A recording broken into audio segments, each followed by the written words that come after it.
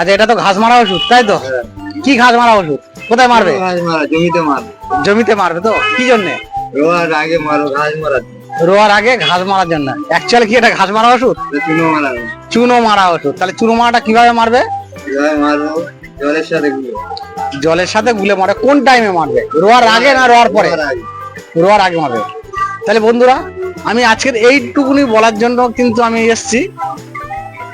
এই চুনো ঘাস মারা ওষুধ, এটা দাম আছে, এটা পেডিলাক্লোর 25% ইসি। হ্যাঁ, এটা হচ্ছে পেডিলাক্লোর, এই 50% ইসি পেডিলাক্লোর। ভালো করে দেখো। এইটা বন্ধুরা একদম প্রত্যেক চাষিরা ভুল করছে। তার কারণ এই ওষুধটা ঠিক জমি মইটই দেওয়া হয়ে যাচ্ছে, এবার রুইটি নামবে, সেই সময় এই ওষুধটা পুরো একদম পুরো জমিটায় ছড়িয়ে দিচ্ছে। মানে যেরকম পরিমাণে 100 পরিমাণে 1 বিঘে জায়গায় ছড়িয়ে দিচ্ছে।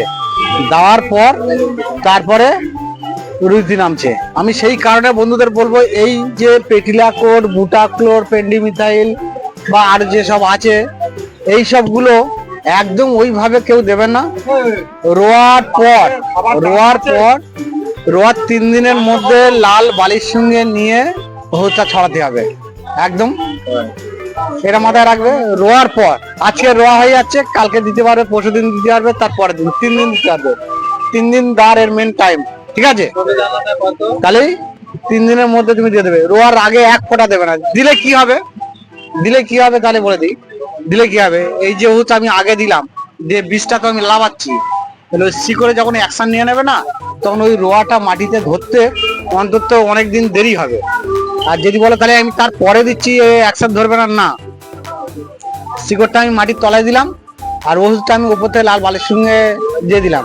ওষুধটা তেল ওপরে ভাসবে লেয়ার হয়ে, আর নিচে শিকড়টা থাকবে, কারোর সঙ্গে কারো কানেকশন হবে না। তাহলে গাছটা যেরকম দেয় শিকড় সেইভাবে দেবে 3 দিনের মধ্যে। তাহলে বন্ধুরা, আপনারা দেখছেন চাষবাস নিতাই মন্ডল, উত্তরভাগ কল্পনা সার ভান্ডার। নমস্কার, সবাই ভালো থাকবেন।